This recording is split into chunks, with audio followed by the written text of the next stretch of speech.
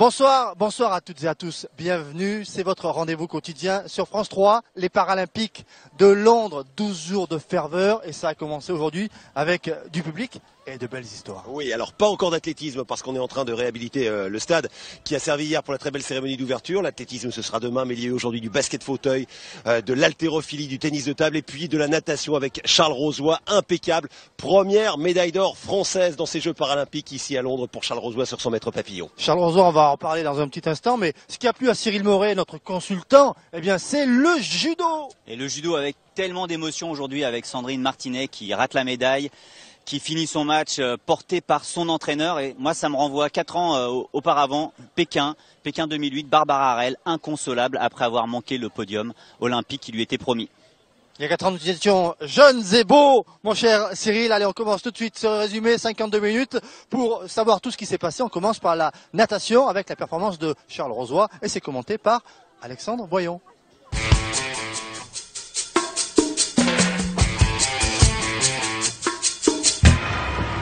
La finale du 100 mètres papillon donc avec Charles Rozoy, ligne d'eau numéro 4, le nageur de Dijon qui ce matin a battu son record de France mais surtout le record d'Europe. 1:18 pour Charles Rozoy, accidenté il y a 8 ans, juste avant les Jeux de Pékin.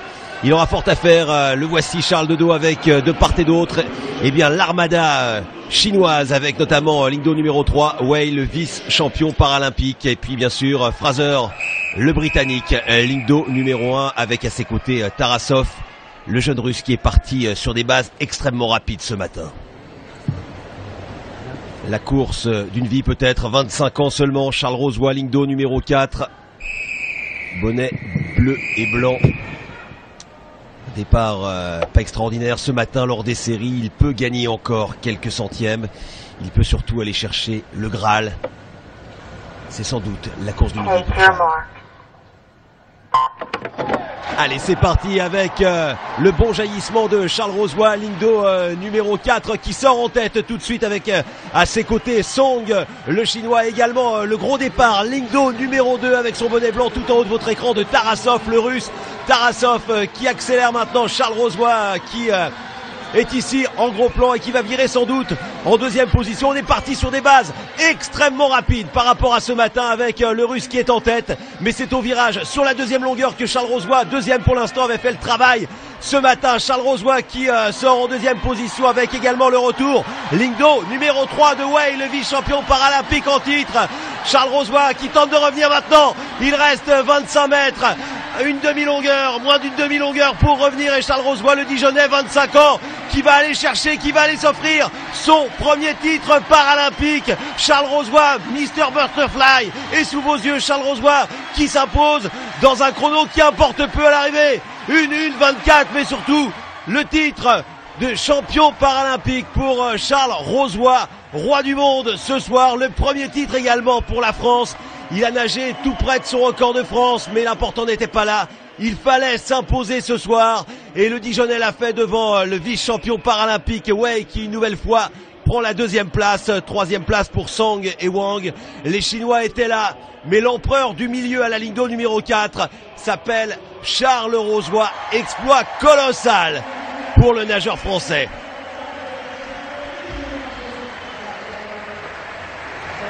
Charles Rozoy qui vraiment nous a offert une course superbe, un petit peu perturbé sans doute par le départ extrêmement rapide du jeune Tarasov, ligne d'eau numéro 2 qui a avalé la première longueur en un petit peu plus de 28 secondes. Mais regardez derrière Charles qui a fait le travail et au virage sur cette poussée, eh bien il a fait la différence, il s'est relancé, lui qui nage jusqu'à 10 km par jour pour s'offrir son rêve olympique, son rêve paralympique. Il voulait être champion olympique il y a 4 ans. Eh bien, il sera champion paralympique. Chapeau. Chapeau, Charles Rozoy.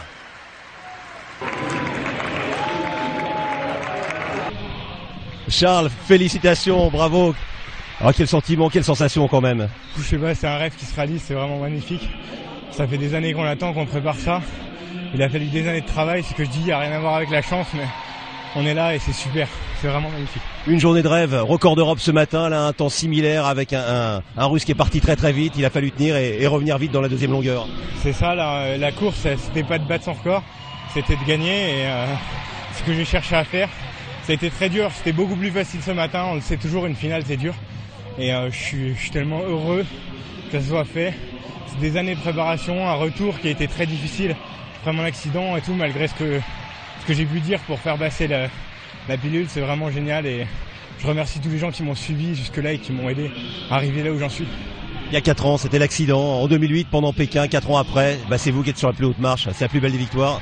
Oui, Pékin, c'est vrai que ça a été je l'ai regardé depuis mon lit d'hôpital. J'ai mis un ami vraiment cher, Alain Bernard, gagner. J'étais content et je me suis dit je vais faire comme Alexandre Popov, je vais revenir. Et voilà, ça sera pas en valide, ça sera en e-sport, mais je l'ai, cette médaille, c'est la plus belle chose qui me soit arrivée de ma vie.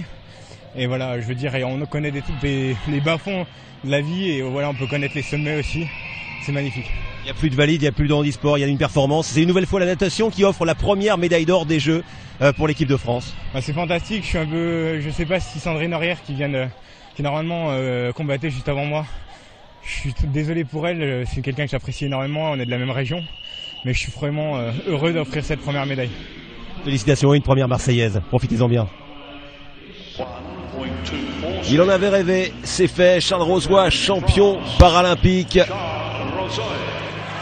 Un exploit pour ce garçon de 25 ans qui pense très fort à Éric Lebourg, son premier entraîneur, et Thierry Fréville, son entraîneur à Dijon, avec tout un symbole. Cette médaille reçue des mains de Thomas Barr, le vice-président du comité international olympique, qui pourrait d'ailleurs remplacer Jacques Rogge l'an prochain à la tête du CEO. Regardez, Charles Rosoy qui avait rêvé de devenir champion olympique quand il était valide.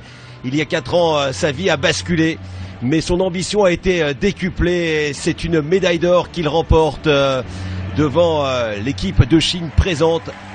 Impeccable équipe chinoise qui prend la 2e, la 3e et la 4e place.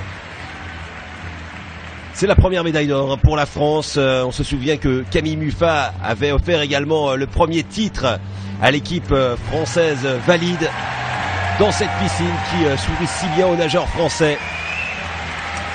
Et en son honneur, en l'honneur de toute l'équipe de France paralympique, l'hymne national, la Marseillaise pour Charles Rosoy.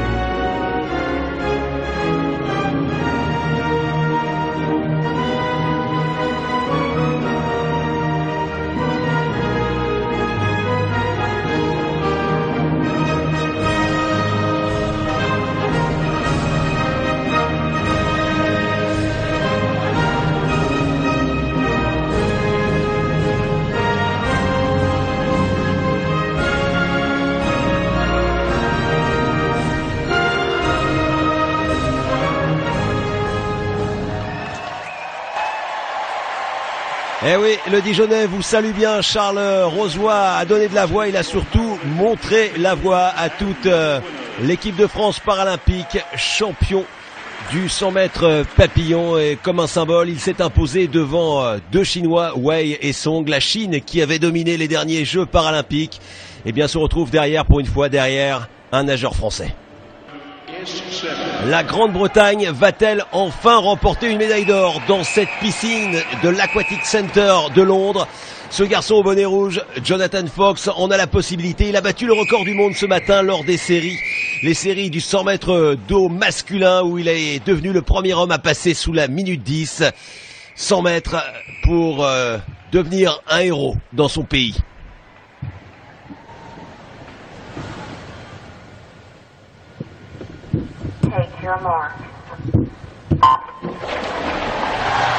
Fox qui a giclé des starts, mais regardez, Bodaiko, l'Ukrainien, a fait un gros travail sous l'eau pour virer en tête aux 15 mètres au bouchon. Seulement voilà, derrière, eh bien, l'énorme fréquence de bras du Britannique qui accélère maintenant dans cette première longueur comme il l'avait fait ce matin pour aller s'offrir le record du monde.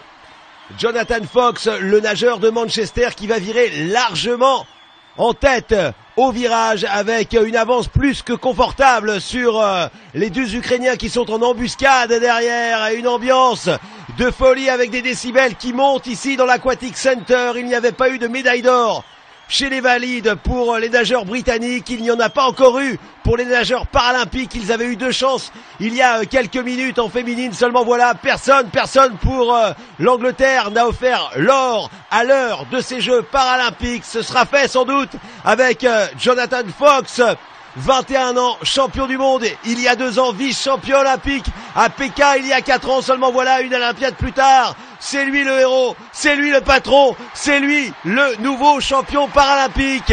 Les Britanniques remportent enfin une médaille d'or dans cette piscine de l'Aquatic Center, et le héros ce soir en Grande-Bretagne a un bonnet rouge, des lunettes, il a 21 ans, il s'appelle Jonathan Fox. Des millions de Britanniques lui disent merci, et dans cette piscine, ils sont debout pour l'acclamer.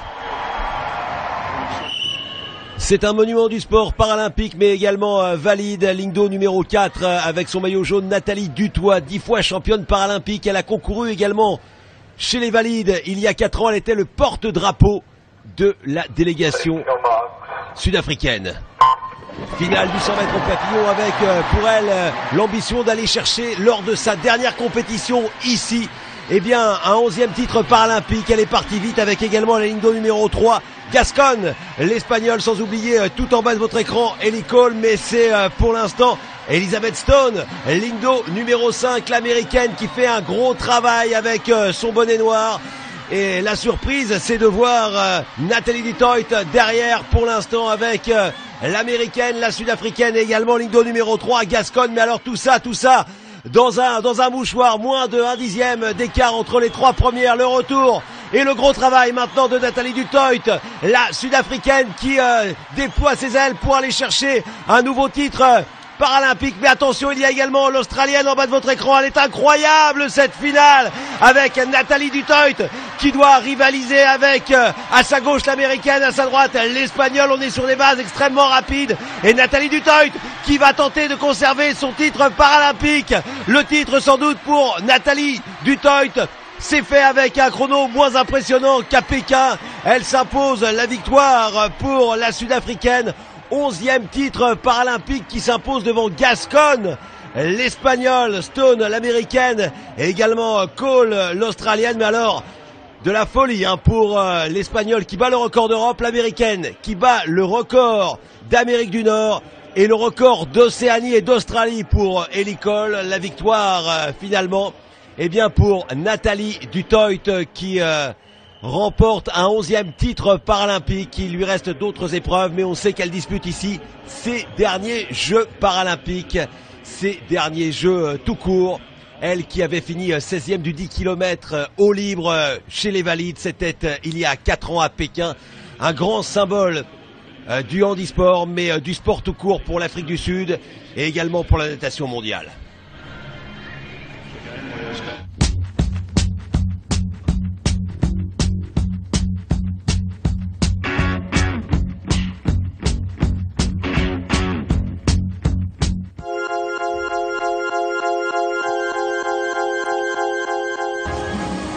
Direction l'Excel maintenant pour les hommes forts de ce tournoi paralympique, de ces Jeux paralympiques. Et parmi ces hommes forts, catégorie de moins de 48 kilos, il y a le Français Patrick Ardon, né en Martinique à Fort-de-France. Il s'entraîne à Sarcelles. Patrick Ardon qui a bien préparé ce rendez-vous paralympique. C'est un développé couché, il n'y a pas d'épaule jetée évidemment. Les concurrents sont allongés. Et au-dessus d'eux, il y a des poids qui représentent parfois 7 fois leur poids de corps. C'est exceptionnel. 136 kilos pour Patrick Ardon. Il faut baisser et relever les poids. 136 kilos. Et c'est bon pour le Français qui réussit son premier développé couché.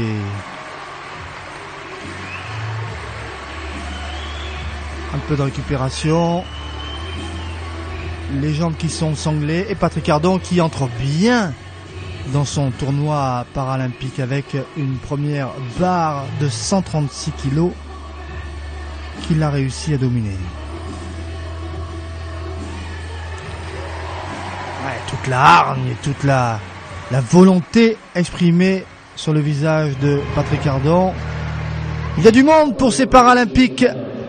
Du monde pour voir Patrick Ardant cette fois avec une barre de 141 kg. 5 kg supplémentaires pour ce garçon hein, qui pèse seulement 47 kg. Pour 1m65, les repères importants, essentiels. Bien se sentir sous la barre. Les épaules bien calées. Allez, la barre, 141 kilos. Qu'il relève. Ouais, belle performance de Patrick Ardant avec une barre à 141 kilos. Relevé pour le Français. Voyez sa joie. Bien fait de la part de Patrick Ardant. 141 kilos. Une belle performance pour ce Français d'origine martiniquaise. Et une troisième barre pour Patrick Ardant. Cette fois, il peut battre son record personnel. 146 kilos. Patrick Ardant, beaucoup d'applications. 146 kilos pour lui. Hein, presque 100 kilos au-delà de son poids de corps. Il pèse 47 kilos. La barre est sur lui, sur les pectoraux. Ça remonte et c'est bon. C'est bon, eh bien il peut être content là Patrick Ardant. Est-ce que c'est validé? Oui, c'est validé. Ah, ça c'est... On s'entraîne toute l'année pour ce type de performance. Le public de l'Excel qui ne s'y trompe pas. 6e hein, de ce tournoi paralympique Patrick Ardant. Parce que pour gagner, il fallait s'appeler Yakubu Adesokan avec une barre de 180 kg. C'est simplement le record du monde qu'il tente, record du monde paralympique. Yakubu Adesokan avec une barre à 180 kg qui remonte. C'est fait. Nouveau record paralympique et titre paralympique pour le Nigérian Adesokan. Une performance exceptionnelle pour le Nigérian, l'homme le plus fort du monde dans les moins de 48 kg. Du côté des champions paralympiques, l'Excel ne s'y est pas trompé. Bravo, monsieur Adesokan.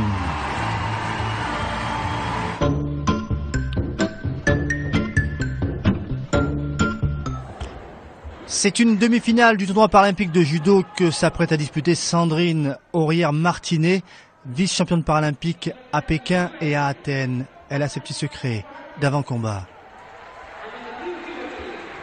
Le petit truc, c'est ça. C'est la photo de son fils dans la poche.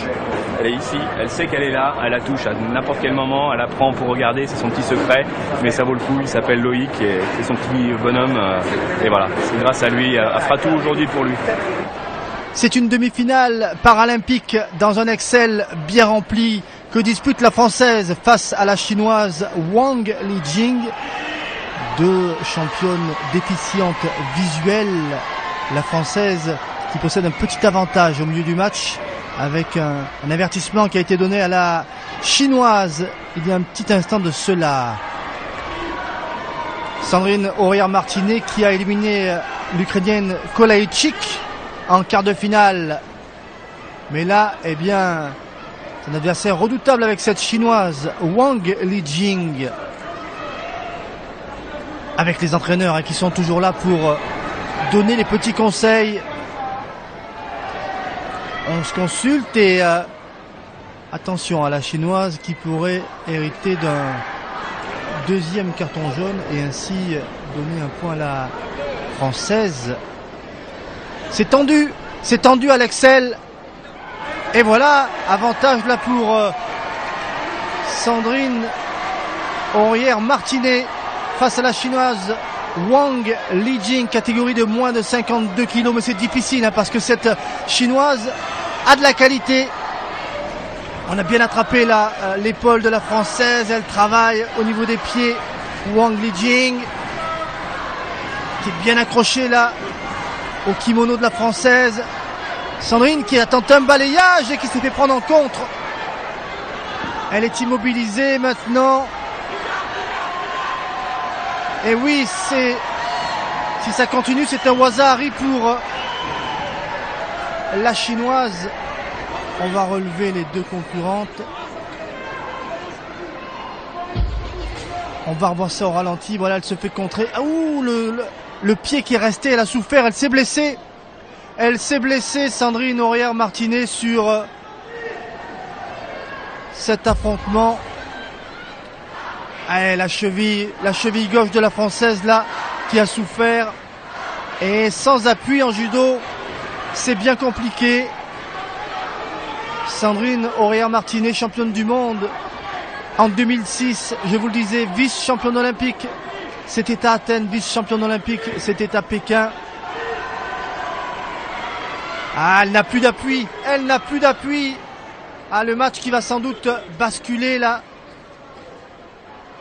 Parce que Sandrine Aurière-Martinet ne peut pas défendre ses chances comme elle le souhaiterait. Très handicapée avec voilà, un appui gauche qui ne répond plus. Et oui, elle va chercher à balayer la chinoise qui essaie de passer dessous. Et la chinoise qui évidemment maintenant est transcendée par les difficultés de son adversaire. Encore 1 minute 10 de combat dans cette demi-finale. Mais cette demi-finale est bien mal débutée là par Sandrine Aurière-Martinet avec une cheville gauche blessée. Et Antonaïs Sabot a encouragé, rien n'y fait. Vous voyez, elle n'a plus d'appui, la Française. Ah, c'est un tout autre scénario qu'elle avait imaginé, Sandrine, face à Wang Lijing. Voilà, tout le monde est en place. Et maintenant, la Française qui essaie de faire l'effort, mais vous voyez, avec cette jambe gauche là qui n'est pas un bon appui pour le corps, elle souffre. Elle souffre. La Française dans cette Excel, à nouveau bien remplie. Elle essaie d'attaquer, mais c'est compliqué. C'est compliqué, 52 secondes à faire.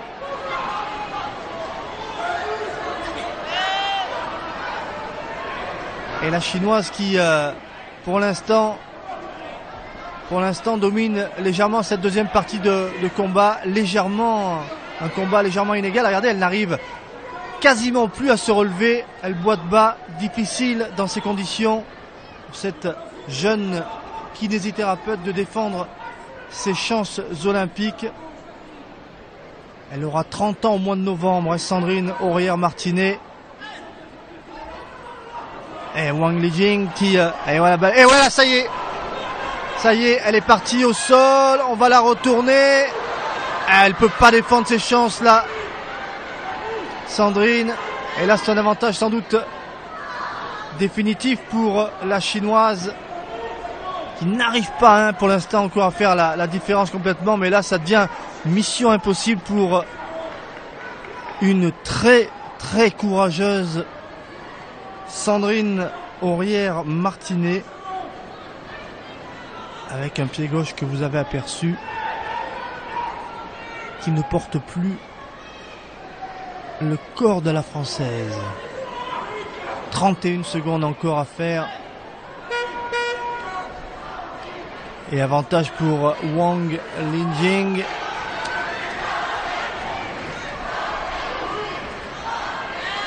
Et ouais, la Française qui ne peut absolument plus développer son judo. Elle souffre dans cette demi-finale paralympique. La blessure qui fait partie de la vie des sportifs. Mais là, évidemment, ce sont des images que l'on n'aimerait pas voir. On aimerait voir deux championnes susceptibles de défendre leur chance avec toute leur force. Ce n'est pas le cas pour Sandrine. Regardez, en souffrance, la Française. En souffrance. Elle s'est entraînée pendant 4 ans. Elle a une cheville qui l'a trahi.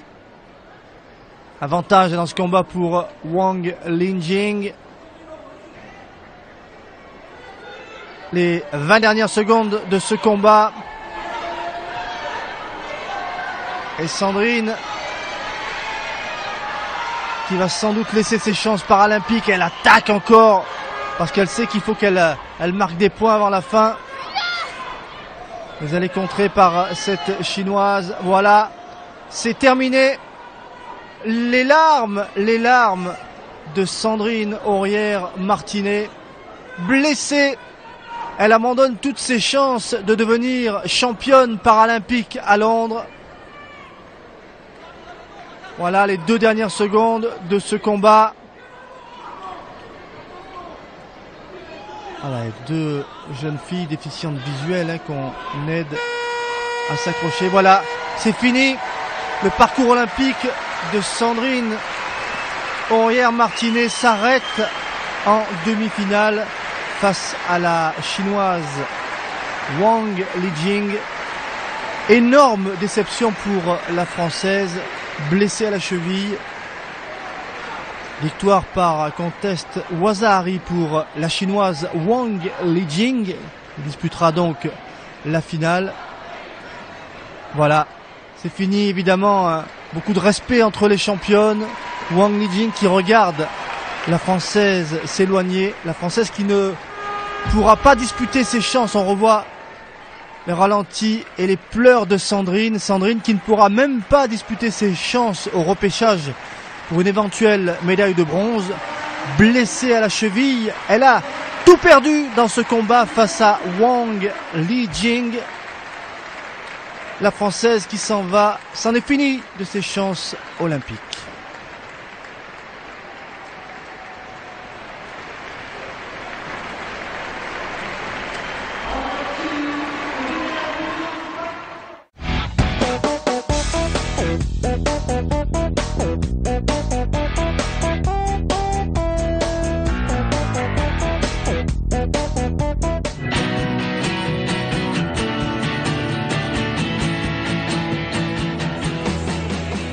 Le North Greenwich Arena est bien rempli pour le retour des Françaises pour les Jeux Olympiques, les Jeux Paralympiques.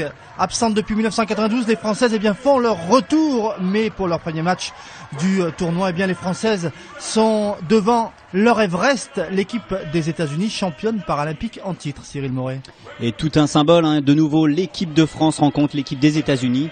Ça se joue ici à Londres, au basket fauteuil et avec les féminines.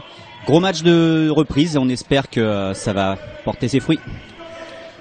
Avec la présentation des Françaises qui se sont qualifiées pour ces Jeux de Londres. L'objectif de cette équipe de France, c'est une qualification pour les quarts de finale. Le match d'aujourd'hui sera compliqué parce qu'en face, il y a les Américaines, championnes paralympiques en titre.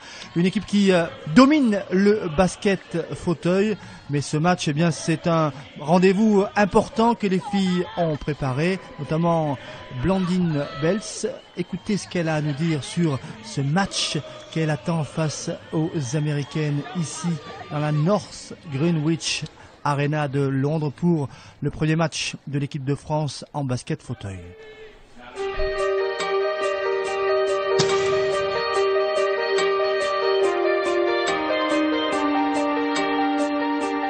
Je m'appelle Blandine Bels, j'ai 28 ans et je pratique le handi-basket. Ce qui m'a donné envie de pratiquer le basket, c'était de pouvoir retrouver un peu le sport de compétition, puisque avant je pratiquais du handball en valide et c'est une notion qui me manquait un petit peu, donc c'est pour ça que je me suis mise au basket fauteuil.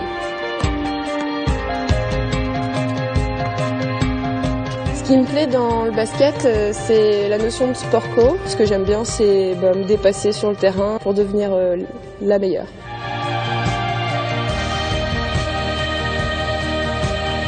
Rendez-vous le 30 août pour mon premier match aux Jeux Paralympiques de Londres.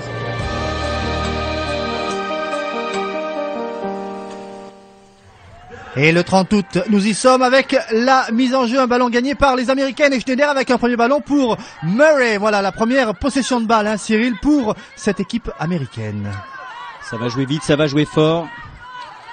Les Américaines qui ont du talent mais aussi beaucoup de technique et qui vont se mettre en ordre de bataille pour dérouler avec un shoot à mi-distance. Et ouais, Schneider qui a pris tout à l'heure l'engagement, qui inscrit les 2 premiers points. La première possession française, il faut arriver avec cette équipe française. Agnès Glemp là qui remonte ce ballon, il faut arriver près du panier, mais la défense américaine est très haute. Efficace, difficile de prendre une bonne position de shoot. On force un peu la position et premier rebond pris par Schneider.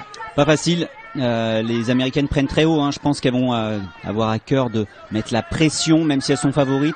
Elles vont respecter leurs adversaires en faisant un travail de qualité. Avec Alana Nichols là, qui amène, qui donne à Murray, qui inscrit 2 points de plus pour les États-Unis. À une petite minute et déjà 4-0 pour cette équipe américaine. Murray, c'est une fille qui est très très à droite. Voilà, c'est elle qui est en possession du ballon. Murray à 9 mètres et ça rentre, ça fait un avantage conséquent pour cette équipe américaine. Les Françaises qui avaient bien résisté, mais là, eh bien, il y a de la qualité. Et un 7-0 là qui fait mal, puisque 8-0 à présent les Américaines déroulent. Empêchant complètement les possibilités d'évoluer de l'équipe de France, qui n'arrive pas à descendre, à se rapprocher de la raquette, et qui fait comme ici un tir un peu forcé et qui facilite, je dirais, les rebonds pour l'équipe américaine. Avec Miller, avec une faute française et pas de panier à suivre.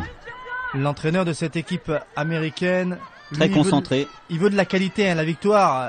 Clairement, eh bien, cette équipe américaine, elle sait qu'elle devrait gagner contre l'équipe de France. Les Américaines sont là pour remporter le titre, mais les Françaises, eh bien, jouent pas mal. Agnès Glemp démarqué, voilà. Premier panier. 2 premiers points français de ce tournoi paralympique, signé Agnès Glemp.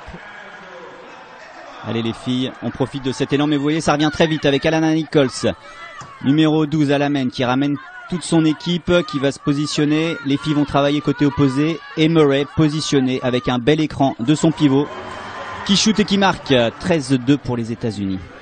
Et 19-2 maintenant, les 2 dernières minutes de ce premier quart-temps, avec des Françaises qui ont été un petit peu cueillies à froid, obligées de forcer les tirs pendant ce premier quart-temps, parce que c'est difficile, on vous le répète, d'approcher du panier, même si là, eh bien, il y a 2 nouveaux points pour l'équipe de France par Blandine Bell, ce qu'on a apprécié avant la partie. Pascal Montet, l'entraîneur, qui nous disait tout à l'heure que l'objectif, ça va être de prendre des marques, prendre des repères, monter en puissance pour les prochains matchs de poule. Ouais, Murray qui ne trouve pas la cible à 3 points et un ballon. Et Fabienne qui relance rapidement là pour Dorothée, mais qui n'a pas réussi à profiter de la contre-attaque. Les Françaises vont se positionner, travailler cette balle. Avec un ballon, une bonne position, on n'arrive pas à prendre le shoot, plus que 8 secondes. Il est pris ce shoot par Saint-Omer, mais il y avait une faute avant, c'est dommage parce que là, il y avait l'adresse de la part de Fabienne Saint-Omer de l'Épine. Allez, la dernière minute de ce premier quart-temps est toujours un avantage conséquent pour cette équipe américaine. 16 points d'avance déjà voyez, pour les Américaines. Les Américaines qui jouent le temps, qui certes ont l'avantage, mais ne gâchent aucune seconde, travaillent jusqu'au bout avec leur pivot qui entre pour tenter une action. C'est perdu, mais elles continuent à travailler, elles se repositionnent. On voit Murray qui est en place là avec son écran.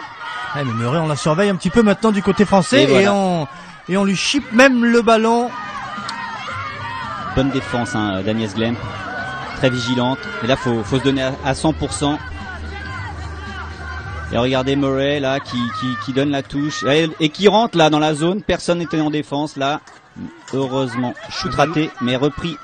Ballon récupéré par les Américaines. Voilà, avec sur le côté Miller, Castle, la capitaine. Voilà, joueuse très collective, Castle. Et on voit les pivots là qui ont fait le travail et qui ont réussi à éliminer Fabienne.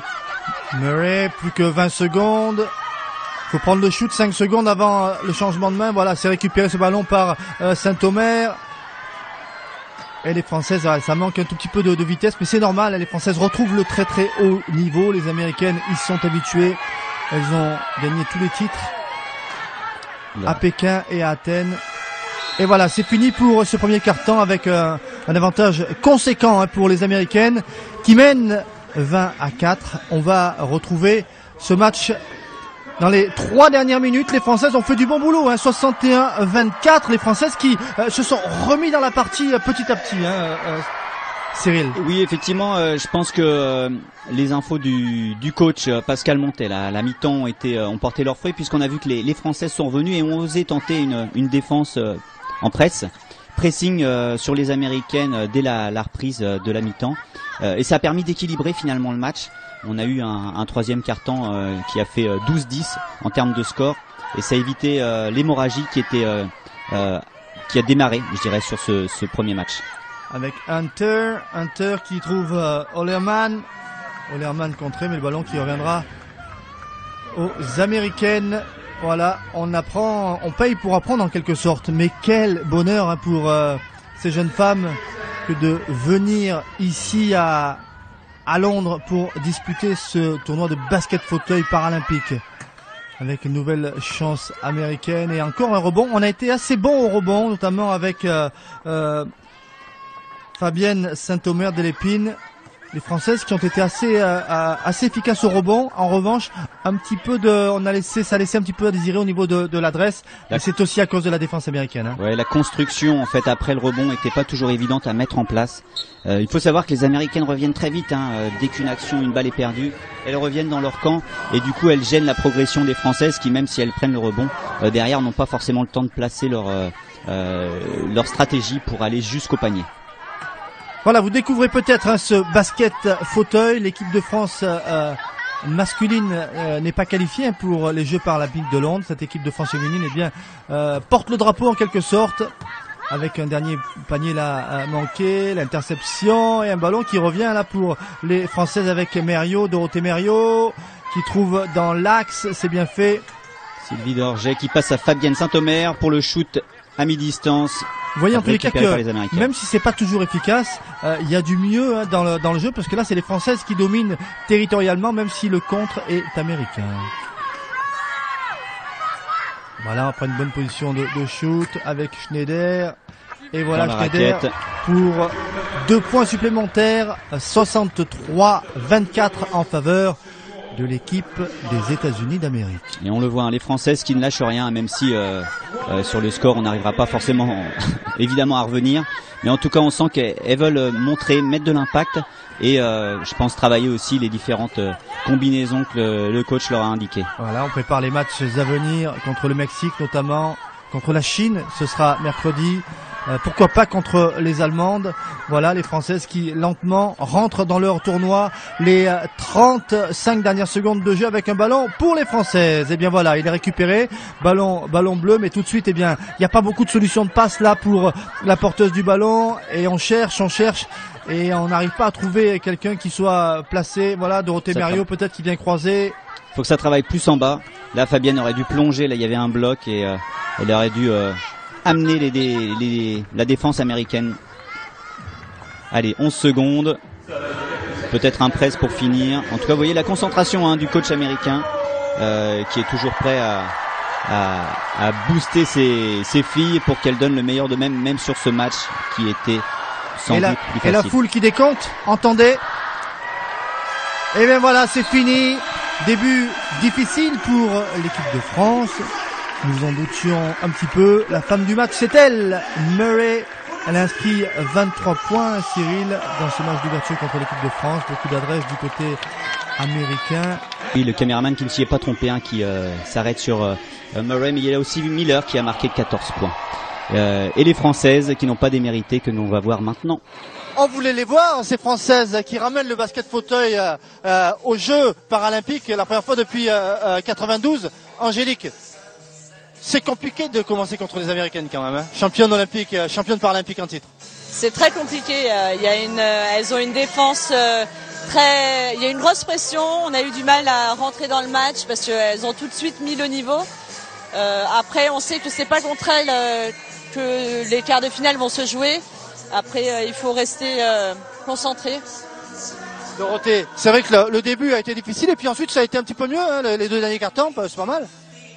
Sur les 2 derniers quarts-temps, en effet, on a réussi à mettre beaucoup plus d'impact et un peu plus d'agressivité dans le bon terme et dans le bon sens et mettre plus de rythme aussi. Donc les Américaines imposent un rythme et puis une fluidité qu'on a eu du mal à gérer au début. Et ensuite, on a essayé, nous, un peu de s'imposer sur le terrain. Et c'est pour ça que sur les 2 derniers cartons, je pense qu'on a trouvé plus de solutions qu'en début de match. Il faut prendre de la confiance. Tiens, Cyril Moret, notre consultant, il a bien aimé lui, hein, Cyril. Eh bien oui, c'était un sacré match pour démarrer ce tournoi de basket féminin. Moi, je vais poser une question à Agnès, qui s'est bien battue. Qu'est-ce qu'on peut imaginer pour la suite du tournoi vous concernant, les filles? C'était entre parenthèses pour nous un match de préparation. On savait très bien que le niveau était au-dessus et qu'on n'allait pas gagner ce match. Donc pour la suite, nous on espère et on va se battre pour les quarts de finale. Après on verra. Bonne chance. Eh bien merci les filles. Et c'est vrai que dans toutes les équipes, il n'y aura pas une petite Meuret pour vous faire un petit peu mal parce que Meuret elle vous a fait mal aujourd'hui. Hein. Allez les Bleus, prochain match mercredi, ce sera contre la Chine.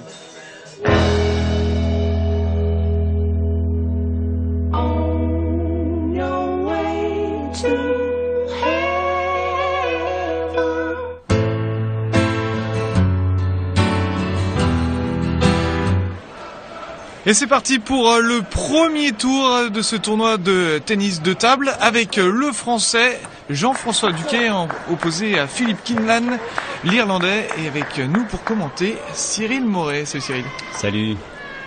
Donc là c'est forcément on retrouve les caractéristiques du tennis de table pour les valides. C'est 3-7 gagnants, le premier arrivé à 11 remporte la manche, et là c'est une partie assez serrée, c'est Kinlan qui est devant. Alors il y a des grosses attentes sur ce tournoi paralympique pour la France notamment, puisque vous savez que la délégation française en tennis de table comporte 28 athlètes, quasiment autant que l'athlétisme, nos 2 gros sports pourvoyeurs de médailles. Et donc les premiers matchs sont très importants. Ouais, c'est de toute façon une grande chance aussi avec Jean-François Duquet, 4e à Pékin. Il est numéro 1 mondial, Jean-François Duquet, originaire de Limoges. Donc Jean-François, catégorie S1, ça parle pas forcément au grand public. Ce qu'il faut savoir, c'est que c'est la catégorie fauteuil roulant, catégorie où le handicap est le plus lourd, et en fait on a affaire donc à des tétraplégiques. Il faut quand même savoir, il y a une petite déficience au niveau des mains. Vous voyez que nos athlètes ont les mains sanglées à leur raquette, et donc ils n'ont pas du tout de préhension, et la finesse des doigts n'existe pas. Donc il faut arriver à retrouver les effets uniquement avec des mouvements d'avant-bras et de bras, ce qui est assez... Ah, et la balle de 7. Ouais, la balle de 7 a réussi pour Jean-François Duquet. En tout cas, vous nous le disiez, Cyril, c'est vraiment très difficile. Là. On l'a vu, il la sangle un petit peu, ou l'attache autour de la raquette de Jean-François. On vient de voir la sangle là, de l'Irlandais. On va d'abord regarder ce ralenti. C'est magnifique, regardez le smash là de Jean-François Duquet. Ouais. C'est parfait. Il se tient complètement avec son bras opposé, là, le bras gauche, pour se livrer complètement et éviter la chute.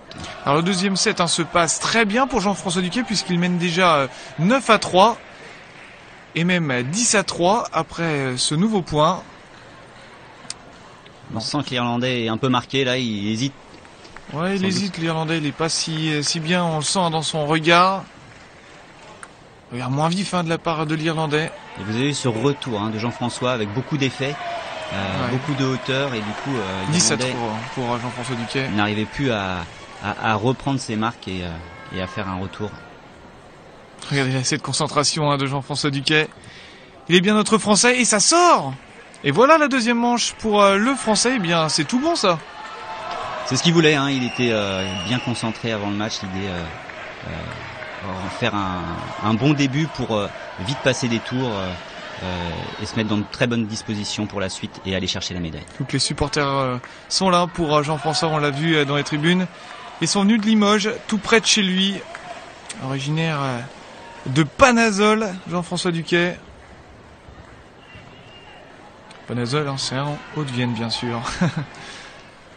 Allez, la dernière manche. Sous les encouragements de Christophe Durand, notre grand champion de tennis de table qui s'est reconverti dans le coaching et qui accompagne la délégation française et qui est spécialisé de nos athlètes en fauteuil. Le voilà, le Lyonnais Christophe Durand. Bon, Cyril, vous connaissez bien toute la délégation, il y a une bonne ambiance pour ce début de Jeux paralympiques. Oui, l'ambiance est bonne, on a vu les athlètes qui ont vraiment profité de la cérémonie d'ouverture hier, et d'ailleurs Jean-François y était. Et donc l'ambiance est bonne, mais on sait aussi je dirais, le défi qu'a cette équipe, c'est-à-dire rester dans les 10 meilleures nations mondiales, ce qui ne sera pas chose facile, mais on espère beaucoup. Allez, c'est un petit peu trop court là, pour Jean-François. Et Kinlan qui revient 5-4 dans cette troisième manche. Alors, ce match est important puisqu'il n'y aura que 2 matchs dans ce tour préliminaire. Et vous serez directement qualifié ensuite pour les phases finales. Donc voilà, faut gagner de suite pour Jean-François Duquet pour être bien dans sa compétition. Et oui, même l'Irlandais a ses fans, ses supporters. Hein. Ah, c'est pas si loin, l'Angleterre à côté. Et c'est important, on sait que Jean-François a besoin d'être entouré et pas que de son coach. Encore un bon match là pour Jean-François Duquet. 7-6. Ça joue au mental, hein, comme vous voyez aussi. Hein. Il faut savoir montrer à l'adversaire qu'on prend le match, je dirais, de façon nette, évidente, à son compte, pour pouvoir dérouler sa stratégie ensuite. En tout cas, on le sent bien depuis le début de la partie, là, Jean-François Duquet, même s'il vient de perdre ce point. Regardez les supporters irlandais, on en parlait. Ils prennent des photos. C'est normal, c'est tous les 4 ans les Jeux paralympiques. Hein. C'est vraiment un pur bonheur. Et voilà, il est précis, hein, ses coups en hauteur, Jean-François, avec beaucoup d'effets.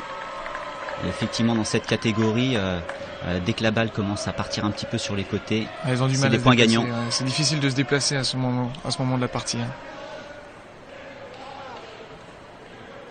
Elle est à 3 points du match, hein, Jean-François Duquet. Oui, il recommence. Et voilà. Ouais, c'est bien fait. De nouveau, un super coup. Il était bien concentré, il avait bien suivi le service de l'Irlandais pour savoir quelle stratégie adopter. On le voit dans le regard de Jean-François, 33 ans, hein, expérimenté, le Français numéro 1 mondial, on vous le rappelle. Et le début de la meilleure des manières, son tournoi. Ouais, encore, c'est bien raté ça de la part de l'Irlandais. Et c'est le soleil qui brille pour tout le monde et pour Jean-François en ce premier jour des JO paralympiques. Allez, balle de match, hein, pour Jean-François Duquet.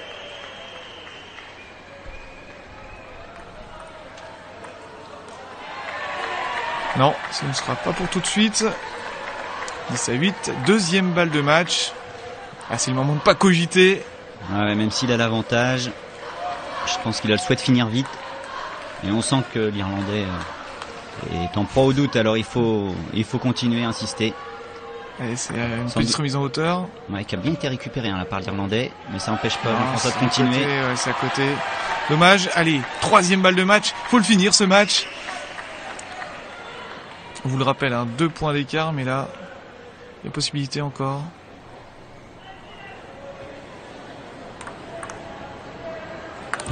Et voilà, c'est fait, la victoire 3-7-0, hein, pour Jean-François Duquet qui rencontrera lors de la prochaine rencontre Robert Davis, le Britannique.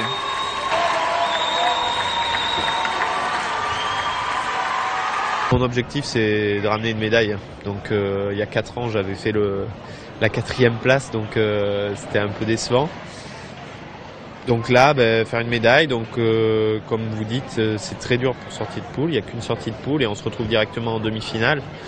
Donc voilà, aller en demi et puis prendre match après match. Hein. Chaque match, même s'il y a des poules, c'est un peu élimination directe, quoi. Mon match de samedi matin, ça sera comme un quart de finale. Donc on prend les matchs les uns après les autres et on va de l'avant. Un mot sur l'ambiance de ce matin? Très bonne, je suis surpris. J'ai vu que j'avais même plus de supporters que prévu, je pense. Donc voilà, ça fait du bien de savoir ces proches-là. Toute ma famille est là, ma fille, mon ami, donc c'est réconfortant. Là, je vais aller les voir un petit peu avant de repartir au village, me reposer, parce que la nuit fut un peu quand même bouleversée. J'ai pas fait la cérémonie d'ouverture pour être en forme aujourd'hui, il faisait un peu froid, donc on profite de tous les instants pour, comme je vous dis, avoir le meilleur résultat possible. On vous retrouve pour les demi-finales? Ah oui, bien sûr je signe et puis au bout aussi. À la rencontre des super humains, hein, c'est la bande-annonce de nos amis anglais de Channel 4 et c'est vrai qu'il y a des super humains. Encore une image, Alex, qu'on n'a pas montré, mais c'est le record du Brésilien Diaz. Super humain, super performance. Daniel Diaz, il était porte-drapeau hier de la délégation brésilienne dans le stade qui est derrière nous. Et bien aujourd'hui, il était dans la piscine et il a battu le record du monde du 50 mètres nage libre. Vous voyez les images, 32 secondes 5 centièmes. Il est né sans main, il est né sans pied. Il est brésilien, histoire de se dire que dans 4 ans, à Rio, il sera aussi aussi le héros de tout un peuple. Avec Cyril Moret. Cyril, cette première journée, elle a été fidèle à ce qu'on pouvait espérer au vu de la cérémonie d'ouverture. Effectivement, et en plus, je dirais que pour les Français, une première médaille d'or, c'est important pour le mental, et l'équipe de Damien Séguin va finalement cartonner, on en est sûr. Allez, on reverra ça demain, et demain, eh bien, on sera dans ce qui est éclairé derrière nous, derrière le stade olympique, avec Alex, avec Cyril. On vous retrouve demain. Ciao, ciao.